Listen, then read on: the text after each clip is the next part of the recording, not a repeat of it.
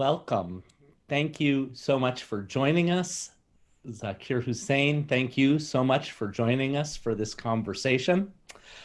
Oh, it's my I'm really pleasure. thrilled to be hosting this for San Francisco Classical Voice, um, and really just so excited to be having a chance to have this conversation with one of the world's great musicians, obviously in North Indian classical music, collaborating with the greatest musicians in European classical music, in jazz, in traditional Irish music, and on and on.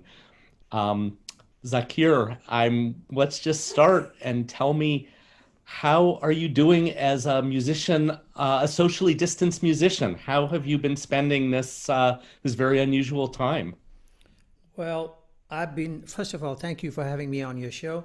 And what I would like to say is that, we're talking about social distancing, and it's like, you have to be far away from each other and maybe talk only on Zoom or Skype or anything else. But having had that distance put between us human beings and with my fellow artists, what has happened is that the distance between me and my music has pretty much disappeared. And the reason is because when you're traveling and you're performing and you're working with other musicians, you're doing that and you're in that melee and interaction and conversation of music and everything. So you're looking at music from your point of view as well as everyone else's point of view. And when I say music, I mean your own music. And so how you react to them shows you a new way into your way of executing certain patterns and rhythms and ideas, etc., etc. Now, with this distancing happening, I've had the chance to be able to sit back and like go back into my past, try to remember what I had learned from my father, and find new meanings in it. Because I mean, when I was learning from him, I was about 35, 40 years younger, and so maybe the young in me and the impatient in me probably did not look give an in-depth look to whatever he was trying to tell me. So, it was surprising how much information was there, how many new interpretations were there, because I was able to focus and listen to, in my mind, what he was telling me, listen to recordings of what was teaching me, and then just being able to execute it, no problem. But the hidden meaning behind what it was is that distance uh, kind of disappeared, and I was able to feel again this refreshed connection with my tabla, my music, and I feel that I am arriving after so many months at a point where there is a crystallization of a lot of uh, ideas that he put into my head, in my subconscious mind, which have now come forth, and hopefully it'll give me a chance to utilize that information if and when we are able to get on stage with other musicians live. Yeah. So fascinating to hear you talk about that and sort of picturing, thinking about this world of spirits, of everything you've experienced and absorbed, all the masters you spend time with, and how that lives within you, and you can sort of have a chance to draw on that. Yeah, yeah, absolutely. I mean, when like for instance, when my father is telling me, okay, here's this pattern, and so you can play it this way or this way or this way or this way. I was just playing it the way it was, strong and fast and loud, and that's it in those days. But now there's a different understanding of all the subtle levels of texture and tone that that particular phrase is crying out for. Not only that, and after 44 decades of working with so many other types of music and genres and styles of music and musicians, there is that understanding of what that phrase can be. So it's a much more planetary look uh, at his teaching that came to me. And yeah, my I could tell my dad today, oh yeah, this is great, but I can also use it with Ayrton Moreira, or use it with Charles Lloyd, or use it with Pharoah Sanders, whose birthday, by the way, is today. I think he's 80. 80, yes, 80. Yes, happy birthday, Mr. Sanders, sir. An honor to have worked with him too.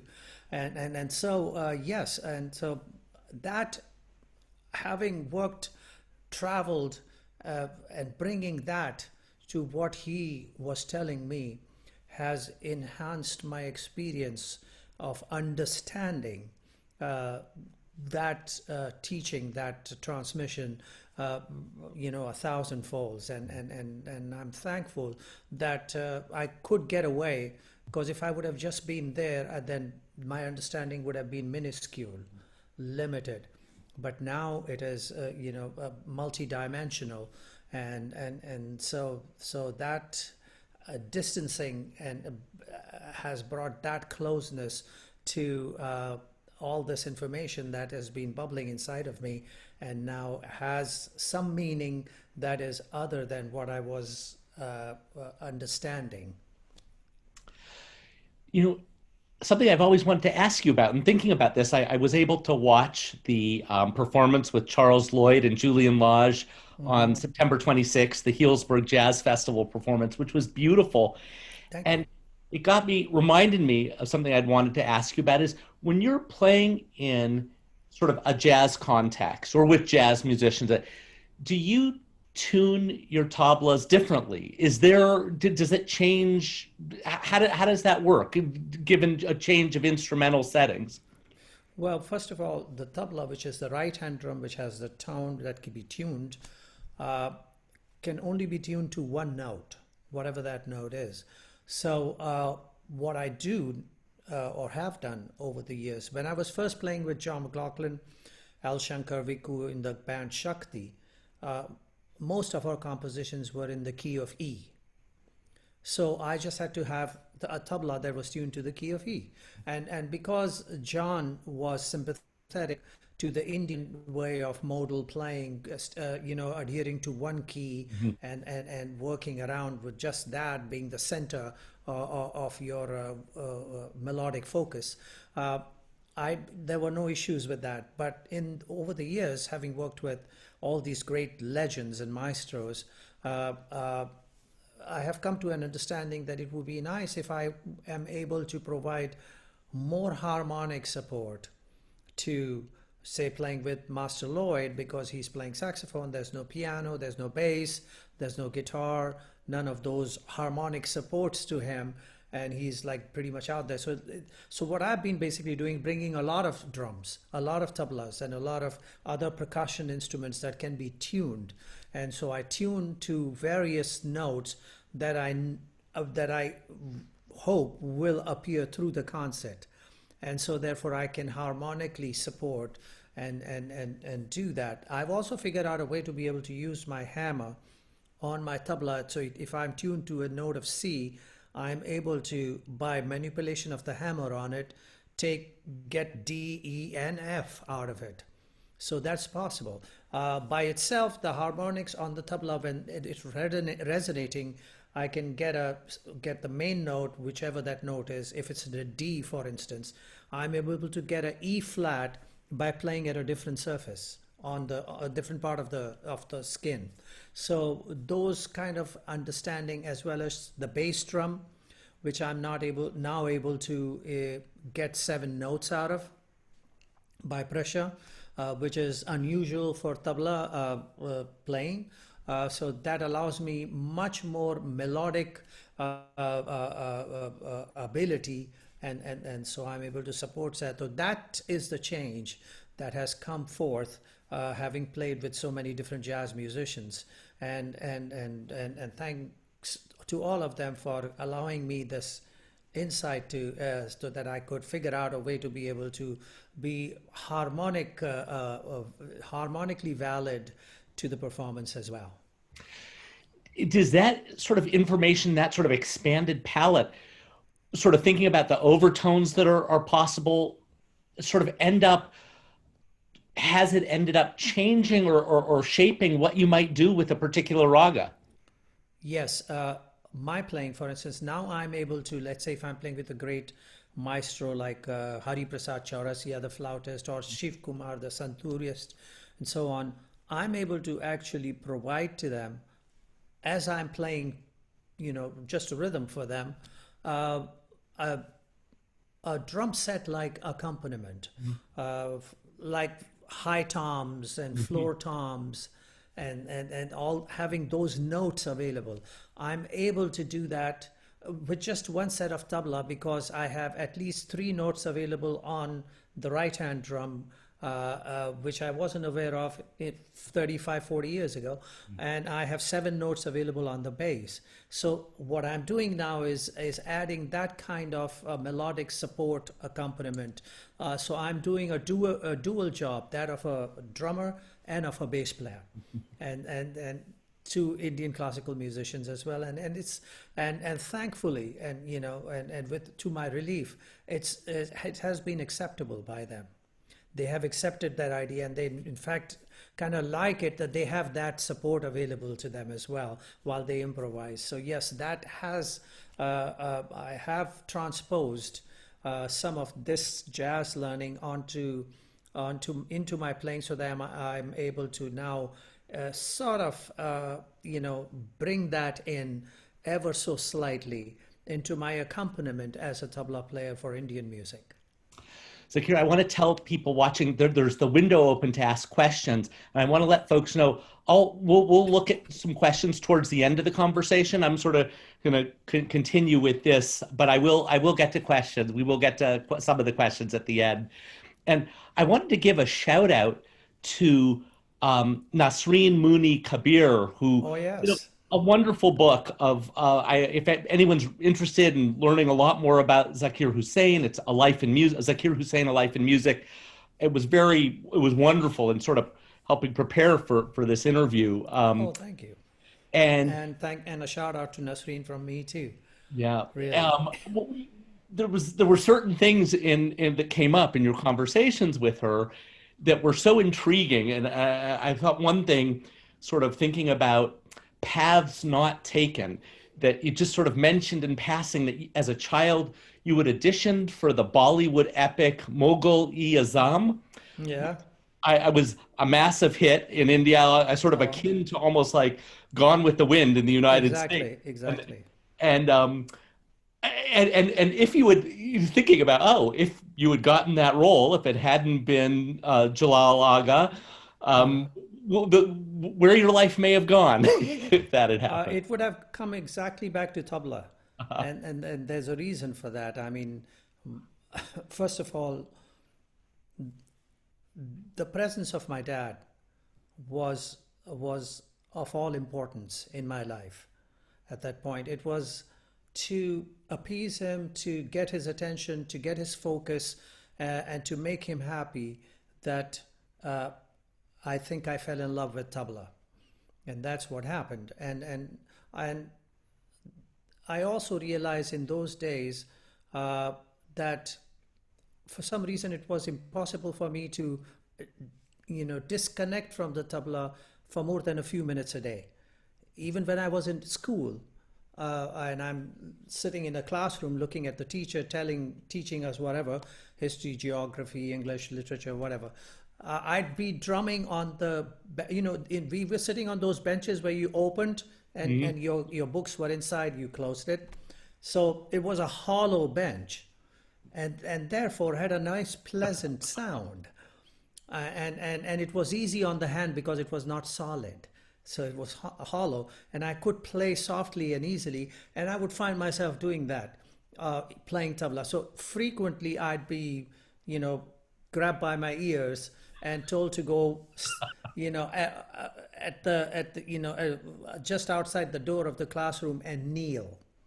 It was a Catholic school, so you had to kneel there, and that was your punishment for creating ruckus in the class. So that connection was always there. When I was walking down the street, I'd be, excuse me, I'd be singing rhythms in my head to the tempo of my walk.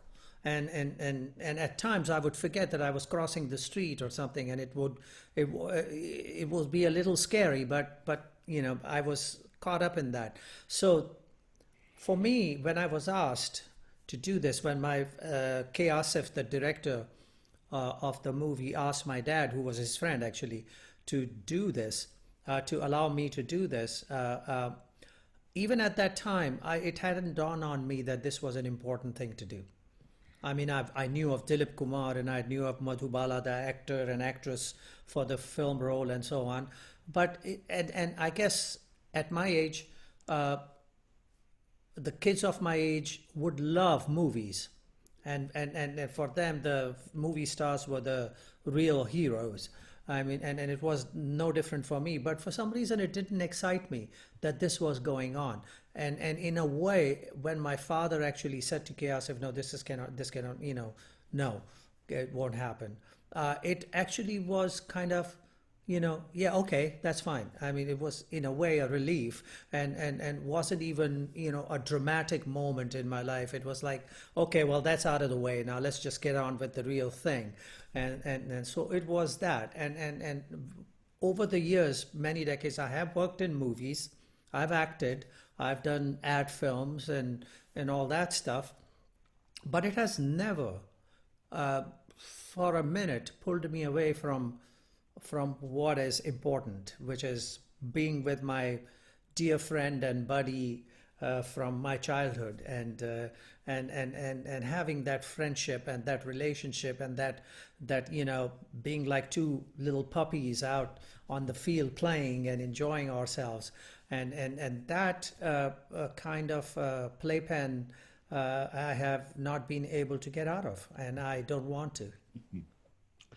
Well, of course, as you're talking about your father, legendary father, Alaraka, is just a huge influence, and it's thinking about, as you talk about it, the way the tabla becomes this way to get his attention and to get approval. It's so that's such a powerful thing, and yet my understanding is your mother played just a huge role in shaping your young life in interesting ways. And I was so interested to read about sort of the conflict between them, between your mother and your father, over your education. Mm-hmm. That your father had this sort of old school sense of, you don't really need a formal education. You're going to have the tabla and that will be, mm-hmm. But your mother was very determined that you get a formal education. And I was wondering where that came from. To this day, I haven't figured out where that came from. But, here's this village belle, a young lady at the age of 17 or 18, married off and brought to a big city like Mumbai, and then plonked right there in the center of the city and asked to raise a family in that particular city. Knowing a little bit of Hindi and Urdu, mostly a Punjabi speaking girl, and how she managed to, get herself, fused herself into the society, how she managed to mingle and find her footing in that kind of a situation is unbelievable. My father was traveling. And so here's this young lady who had to deal with buying food and dealing with the bills and whatnot and everything. And then finally the kids, when they came along, and in India, they come quickly. And when the kids and having to deal with the kids and bringing them up. My family, as I remember, was the first family in the neighborhood. And it was mostly a Muslim neighborhood. Where both my sisters and I were the only kids going to school, and my mother frequently, by our neighbors and women whom she had befriended, were reminding her, no, the kids will be spoiled, and and blah blah blah. They should only go to the Muslim madrasas and learn the Quran, and that's it, and so on and so forth. And so that was amazing. And then to top it off and make the neighborhood even more furious, she sent me to a Catholic school. And while the girls went to Urdu medium high school, I was sent to a Catholic school, and that was not something that sat well with the neighborhood. But she was like, somehow she had gotten into her head that education was important. Somehow she had gotten into her head that when the way her husband was traveling, and the way the letters were coming in from all over the world, and there was nobody at home to read them. And she realized that education is so important, and that if I was to interact, and what really got me is her waiting for a letter from my dad when he was traveling, and the thought coming into her mind, and she would speak to my sisters about it. They were older. I hope he finds someone to write a letter for him. To have that thought in her head, I think was a seed thought that when my son goes traveling, I don't want him to have to worry about finding someone to write a letter for him. So a letter from my son. She wanted me to be able to have that freedom, to have that independence, to be able to do that. Not to mention the fact so that I could communicate with people. What I needed, what I wanted was very important to her. And I think so she made sure that this happened. She did not imagine the extent of what that help is to me now. Having studied English, having studied a little bit of Persian, and knowing, having the ability to learn some French, learn some German, learn some Spanish, and so on, and learn, of course, American, was, how important it has been for me to be able to interact with people. My father, when he would be here in all over the world traveling with Ravi Shankar, and there would be press conferences, he'd just be sitting there quietly because he couldn't find ways to speak. And there were times when people would ask him questions, the press people, Mr. Alaraka, what do you have to say about it? And he couldn't figure out what to say. So he would just sing the rhythm syllables. He would just go da, and he'd pranam. And I think that would really amuse everybody, and they'd all be thrilled by it.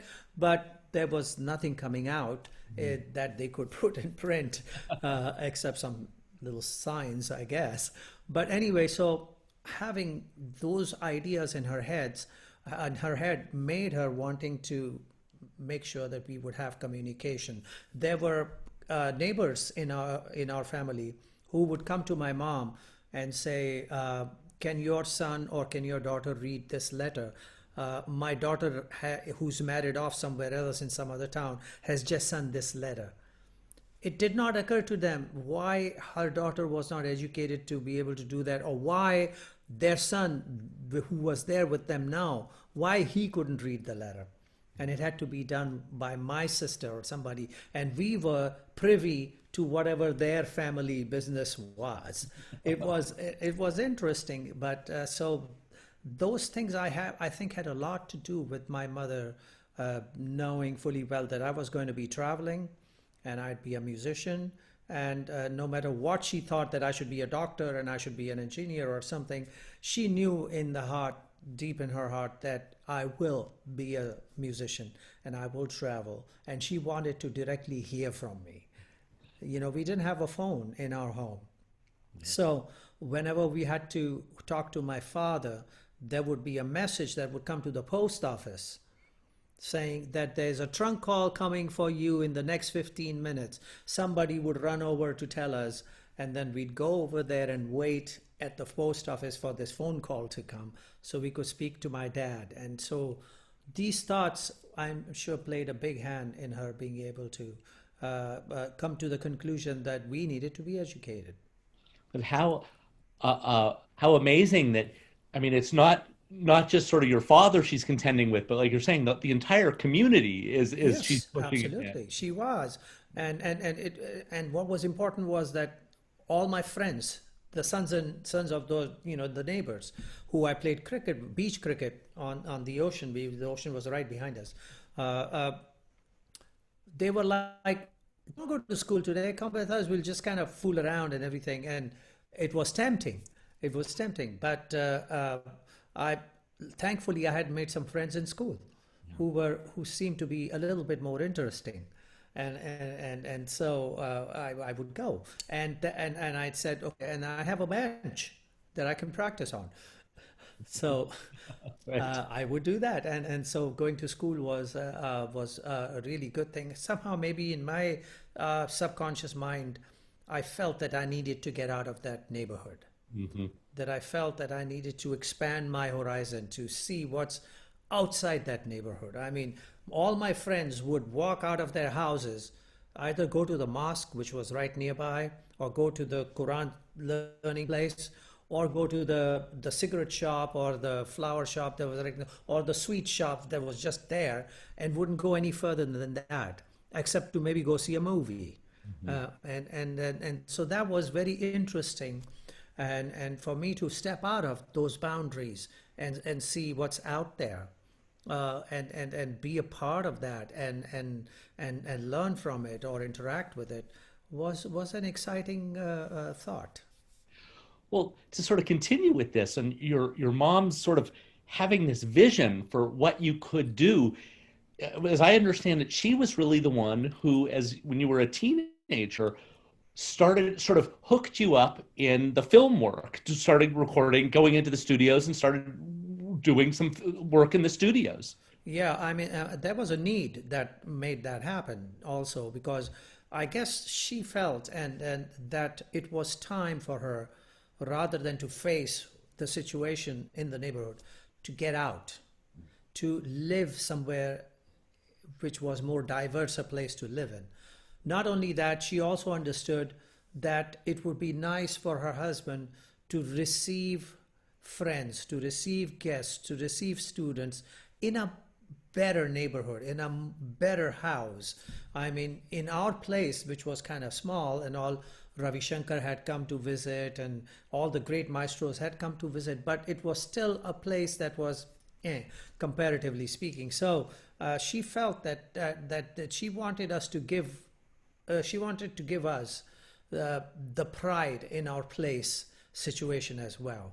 So she, somehow put together monies that came and everything over many years until she could put some money towards buying buying a flat in a much better neighborhood, and uh, and when the time came for us to take possession of the place, uh, she realized that she were a few thousand rupees short, and those that money had to be paid before she could get the keys. And my father wasn't there, he was on tour, and she couldn't reach him.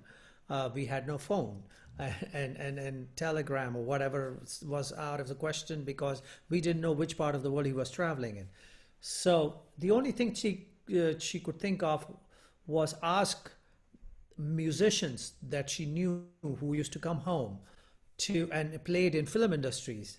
uh, Please take my son with you, find him work there so he could work, and maybe there could be enough money made. So for about 4 months or so before the possession was to be taken, I would finish my school halfway, and there was a teacher in the school, his name was Mr. Sharma, who was a big fan of my father and a big fan of Indian music. He understood what my future was. So he made an arrangement with the principal of the school, Father Bento, uh, and said, let him go. I will make sure that he has his homework, that he has his work, his assignments delivered to him, so that when he comes next day, those will be complete. So he made that arrangement. So I would finish half the school. I'd wait outside the school on the main road, and Hari Prasad Chaurasi or Shiv Kumar Sharma would drive up in their little Fiat and I'd get into it in my shorts and my school uniform, and I'd go to the recording, and I'd sit there and whatever was given to me, like some days I'd play tambourine, some days I'd play the bongo drums. I mean, rarely did I get a chance to actually sit and play tabla, because there were the tabla players who were senior who were there, who were doing that. That came gradually, but through that period I did that, and I made 100 rupees here, 50 rupees there, 200 rupees there. If I got to play tabla, I made more money because there was a main instrument, and so on. And then after many months, four and a half months or 5 months of doing that, enough money was collected. And at times, I didn't know this, but Shiv Kumar Sharma or Hari Prasad Chaurasia would tell the composer and the ones who were writing the receipt, please pay him 50 rupees more or 100 rupees more. And they would comply, because those were great masters who were already there. So their word was kept, and I received money, and that's how I actually went into the film industry. And I can't thank my mother enough for thinking of that, because that really helped me to develop a particular kind of playing that most classical tabla players don't. And that aspect coming into my playing, that layer arriving, gave a different understanding of what the folk rhythm of Assam was, the East, or folk rhythm of Bengal was, or what the Bhangra rhythms of Punjab were, or what was the Garba dance rhythms of Gujarat, the state. I learned all that, and that kind of sat in with my classical training and allowed me to infuse this information and create a different layer of in my playing that appeal to the audiences, and allowed me to actually get a lot more work as a classical tabla player. Zakir, thinking about these sort of formative influences, I'm wondering what you took from the experience of being an accompanist for dancers, for say Kathak dancers, where it's a very particular kind of situation, and how that helped shape your sort of understanding of what the tablas could be. Well, I have to thank my mom for that too, because I mean, it came a time when I had my final years in school, the final 2 years, and she was really concerned that playing all these, I was already traveling and playing concerts, and so I was missing my school a lot. I did turn in my assignments and everything, because in the train for traveling a day and a half or something, I'd do my homework, nothing else to do. But she was concerned that I may not be able to focus enough to be able to finish my final years in school. So to avoid any distractions for me, she sent me off to her best friend, what my granddaughter says, BFF, best friend forever. So she sent me off to this person's home to live there, and this person was very strict, and was focused on making sure, and we all feared her, that she would teach me to focus on my school and just do that, and etc., etc. And my father was not allowed to visit.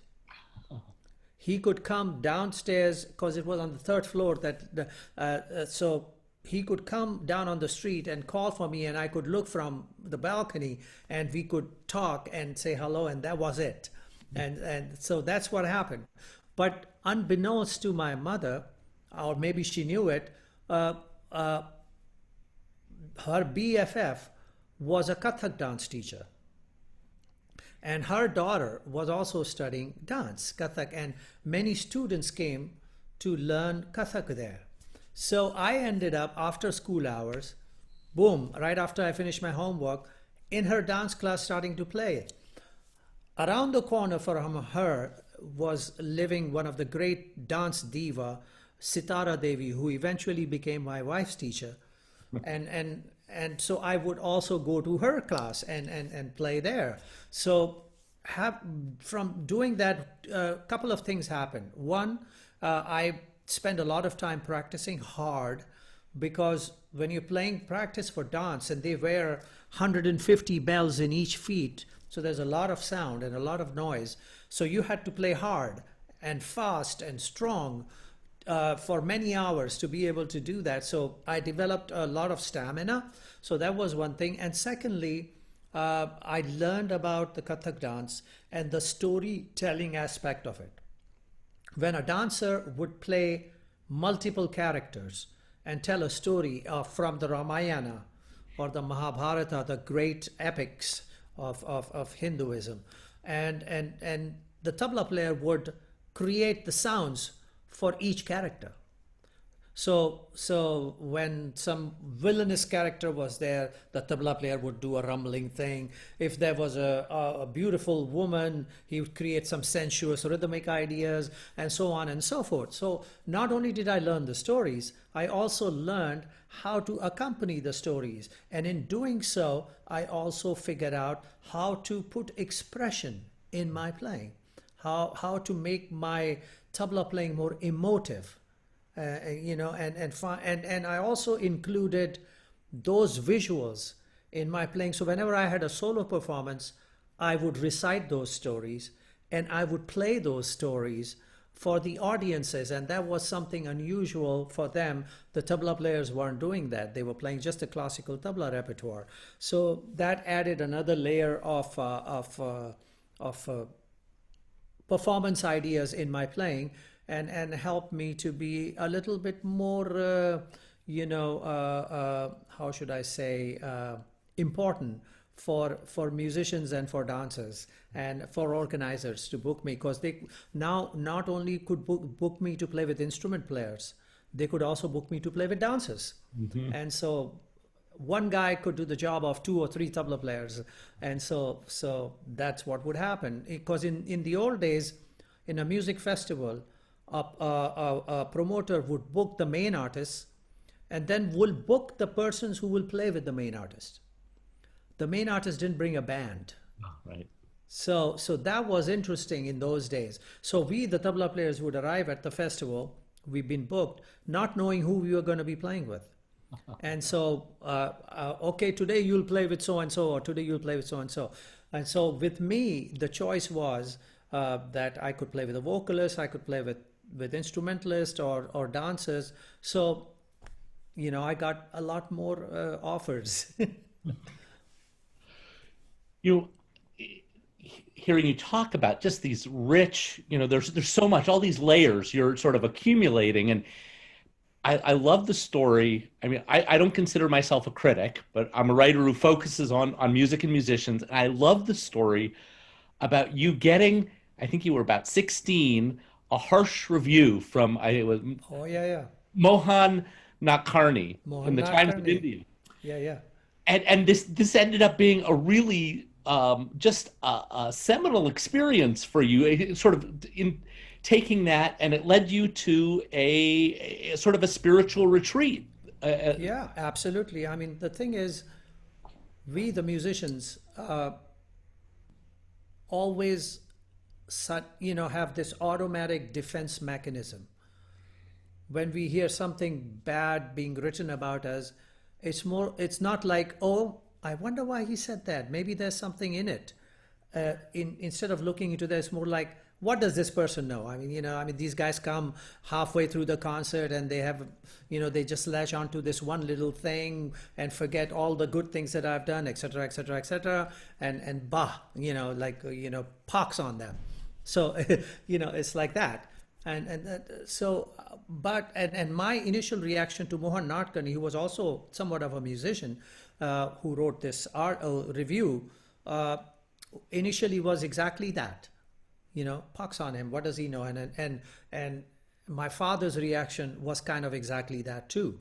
And that was there, but I don't know why I got to thinking about it. Maybe it was my education that allowed me to actually reason things out, as opposed to just like, kind of thing. And so I was thinking about it. I was wondering about it. And I suddenly did start to realize while I was practicing that I was basically circulating around, the same stuff that I've been doing for some years now. It's because it was working. and I mean, people enjoyed it, they loved it, and so I would come out and unveil package number one, package number two, package number three, and so on. So those were all packages. They were filed, and I'd just open them up and say, okay, today, this I'm playing with this person, so it's package number five. So it has A, B, C, D, all those little things that I can do, and so I never advanced beyond that in that time period.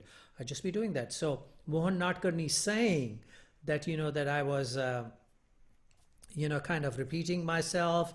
I haven't progressed further. I'm playing like I used to some years ago, and time for me to grow as a musician hasn't yet happened, and so on. And that, I mean, the more I thought about it, the more it appeared a valid comment, a valid critique. And so, even though I wouldn't admit it to my friends or to anybody, but inside of myself, I understood that that was the truth. And so my father went off on his tour with Ravi Shankar for a couple of months away, and I decided to go and do a chilla. Chilla is this retreat. I've talked about it in Mickey Hart's book, Drumming at the Edge of Magic. And so it's a 40-day retreat. It's biblical, I guess, the number, and where you retreat into the, I guess, the guru's, there is a home or hut that is there for the followers of a particular style of playing music, when the guru decides that it's time for you to go there, you go there and you retreat for 40 days. It's more like coming out or becoming a man from being a boy, like that a rite kind of of a passage. thing. Attaining a different level of understanding of your music. So and I decided to do that regardless of no permission from my dad. He was gone, and I couldn't go to the designated spot of that style of music that my dad represented. But I did go to this particular place, which was up in the hills, in the mountain, where there was this tomb of a saint, and behind that tomb to the side, I had been there with my mother many a times, was this place where I could be by myself and I could do this. And so that's what I did. And I went away, I retreated for 40 days and I started practicing. And you know how it is when you're alone by yourself and you're in this closed room and you keep playing, and the frequencies and the vibrations of the sound, they kind of develop, and they get to a point where if you've done 10 hours, 11 hours, 12 hours of this kind of non-stop, it kind of puts you into a different zone.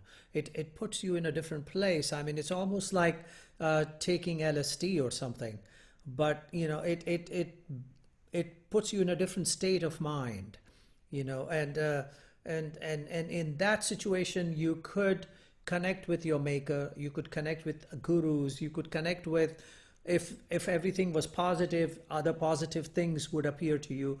If there was something negative would come to you and really mess with your mind. Luckily, I was only 16 and there was nothing really negative there. It was all positive. And I had visions. I did have visions. And there was stuff that came to me that revealed possibilities that I have not been seeing in the layers. Like I was telling you earlier, in this social distancing time, finding that inner connection, and that happened. And I emerged from that 40 days and I came back home.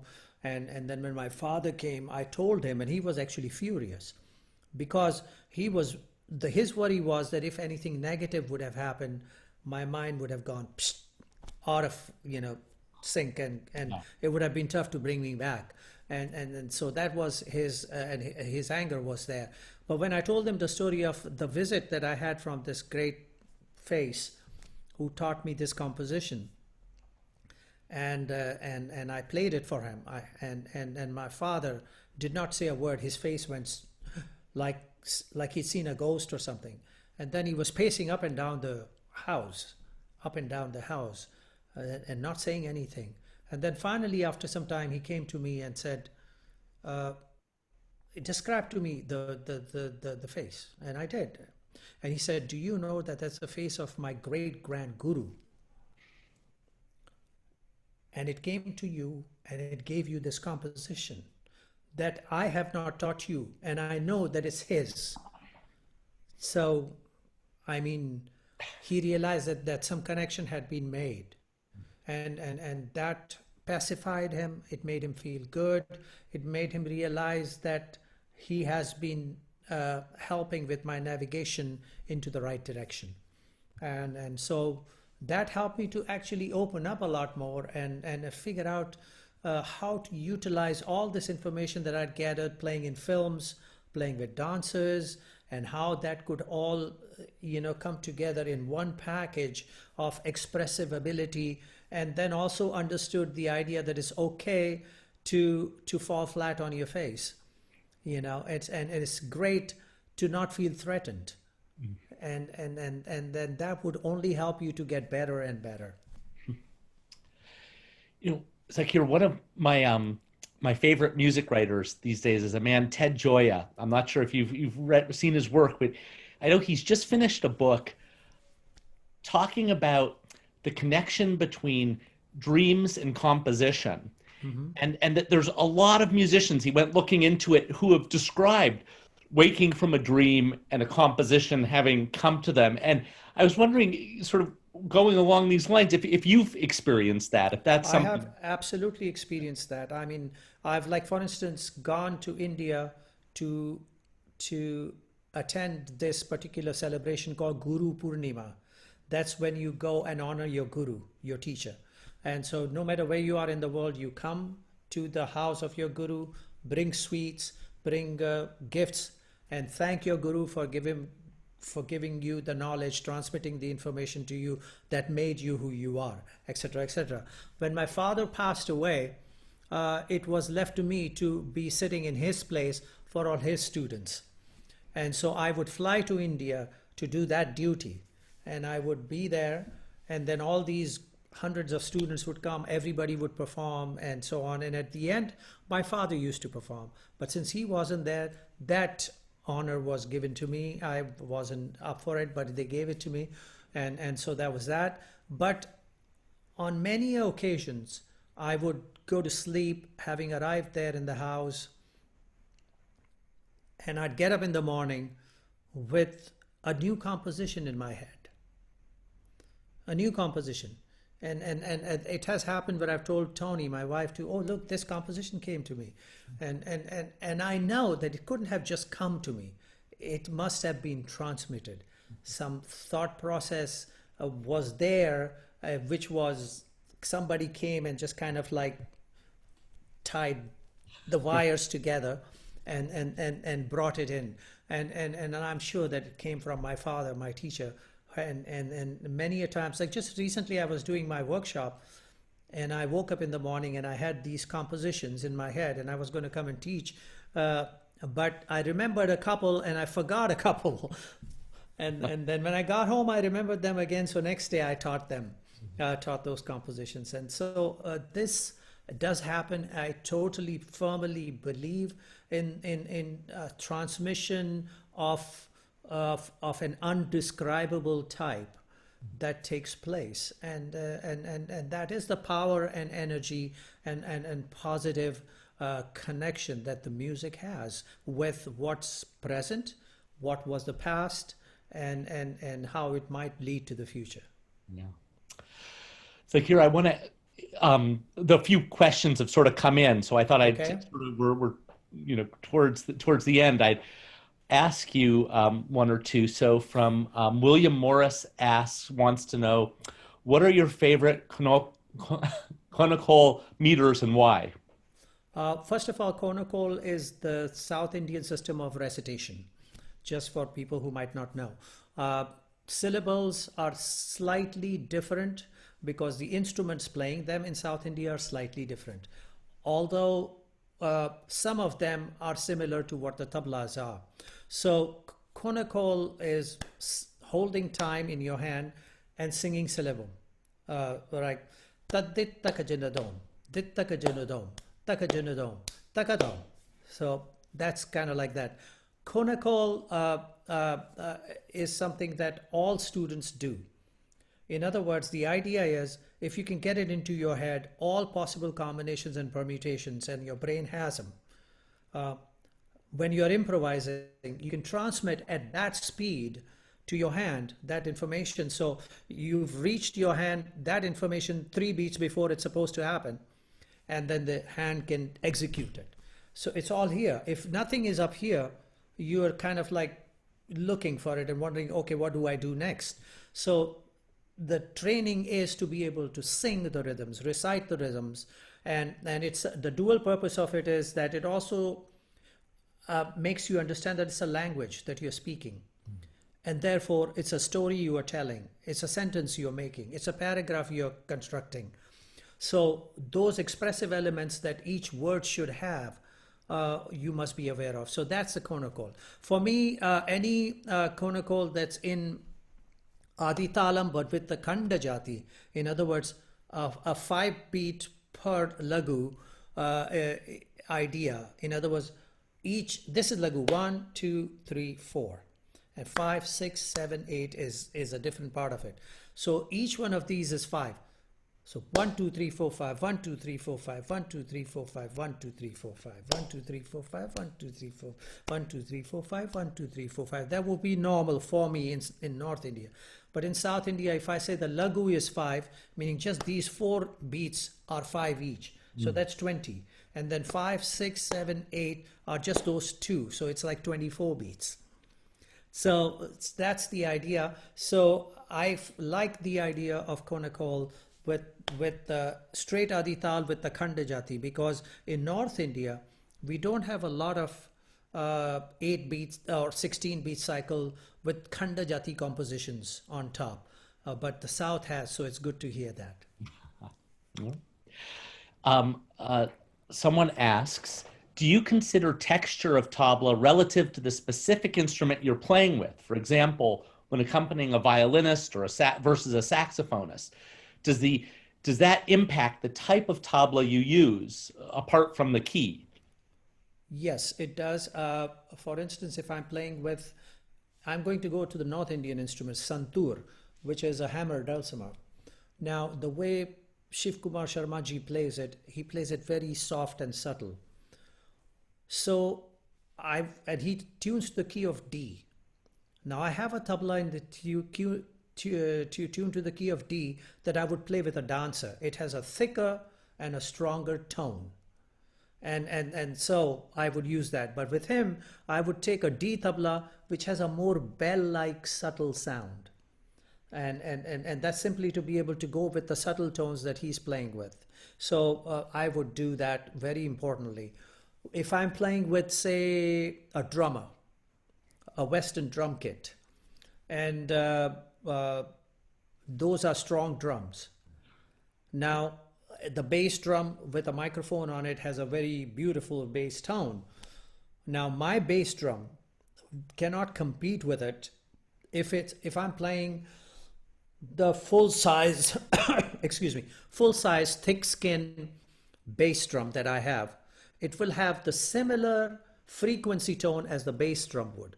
So therefore they would clash.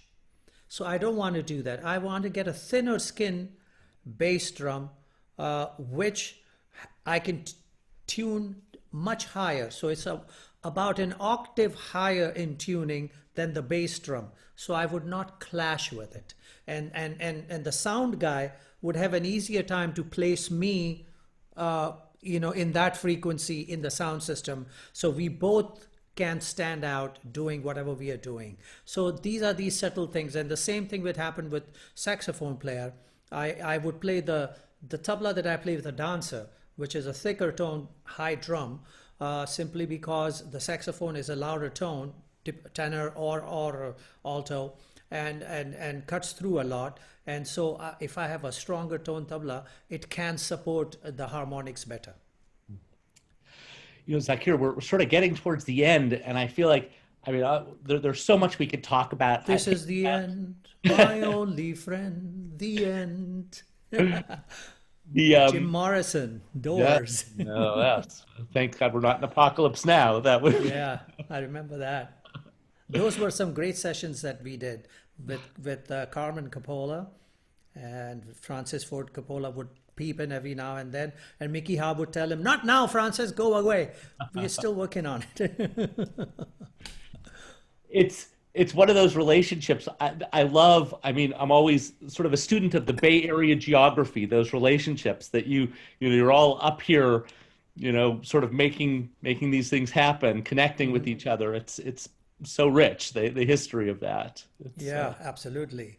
There's a lot here that artistically is of such a high level and high plane that, I thank my lucky stars I got to come to the Bay Area and meet all these different incredible maestros and legends of all variety of art forms. I thought maybe thinking of really bringing you or keeping you in the Bay Area, maybe we could end with just talking a little bit about Ali Akbar Khan and your relationship with him, which is so fascinating in that you would think from a distance it would sort of slip into sort of a surrogate father kind of situation so easily, but it seems like that was really not the nature of the relationship. It was something very different. I would call him one of my one of my first mentors, somebody who I learned from without him actually physically sitting and teaching me. It was all this talking. But I mean, I have to tie my career to him. The start of it in different positions that I was in. I was 7 years old and my father took me to a concert. And I sat behind him and he was playing. And at that time his health was a little bit iffy, my father. So he had to get up and go get a little rest or go to the bathroom or something. So he normally had an assistant tabla player with him who sat behind him and played. So that person was sitting to his left, I was sitting to his right. And while playing, I don't know what came into him, he needed to go. So, and he saw that there was a spare tabla that was back there, and it had a cover on it, but he saw me strumming on it. And so he saw that I was very excited. So he turned around and he looked at me and said, in Hindi, of course, "Will you play? You want to play?" And I said, "Yes, I do." And he said, "Do you know what we are playing?" And I said, "Yes, teen tal. You're playing teen tal." He said, "Okay, so you know the rhythm of the teen tal?" And I said, "Yes, I do."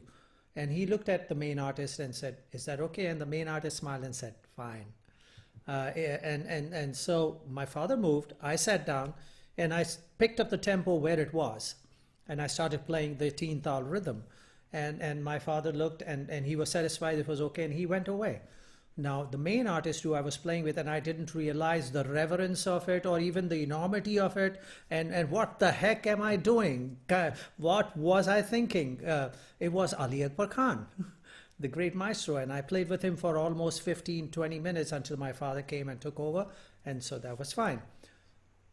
Another occasion happened. I went to a concert with my father. It was for the Press Corps of India, and Ustad Ali Akbar Khan was playing. And my father was there, and he tuned the tabla and everything was ready. I was 12. And then when the time came for the concert to begin, my father said, "Okay, you're on." So he and Ali Akbar Khan Sahab had already agreed in advance that it would be me who would be playing with him. And Ali Akbar Khan Sahab, the great maestro, was gracious enough to accept a 12-year-old to sit with him to play a full concert. Not just for 15 minutes or something, but a full concert. And that was that. I arrive in America and I come to the Bay Area, and this is my first beginning. And what happens? I end up playing with Ali Akbar Khan Sahab. It was my first concert here, right here in the Bay Area, and it was Ali Akbar Khan. So my early beginning, my professional beginning, my start in America, It was all Ali Akbar Khan Sahab. So, and then he invited me to teach at his school. And so day and night I was in his company, learning so much from him. And one of these things that I mentioned earlier, don't be threatened. And it's okay to fall flat on your face. This is something that was installed in me by the great Ustad Ali Akbar Khan. This whole idea of it's okay to go out there and try to discover and in the process look foolish, and it's no problem. I mean, then he would do that. He would just take off spontaneously, and at times it would work. At times it just didn't work. And that was really okay with him, no problem. And at times he would try very hard and the string would break and he'd put his full instrument down and said, okay, that's fine. That's the end of that. We'll go on in a few minutes. And that was all right. And so learning all that was great, and honing my skill as an accompanist without the glaring lights of the critics and the connoisseurs of India, with him all over this part of the world, was a priceless learning time, priceless experience. And I have to say has been and is still is a very integral part of my musicianship. And I have 2 or 3 or 4 mentors I look up to. John McLaughlin is one of them. Mickey is one of them. Shiv Kumar Sharma is one of them. My father is not a mentor. He's my teacher. He's my guru. He's everything. But then you look at someone else to help you to be able to polish all that has been given to you by your guru.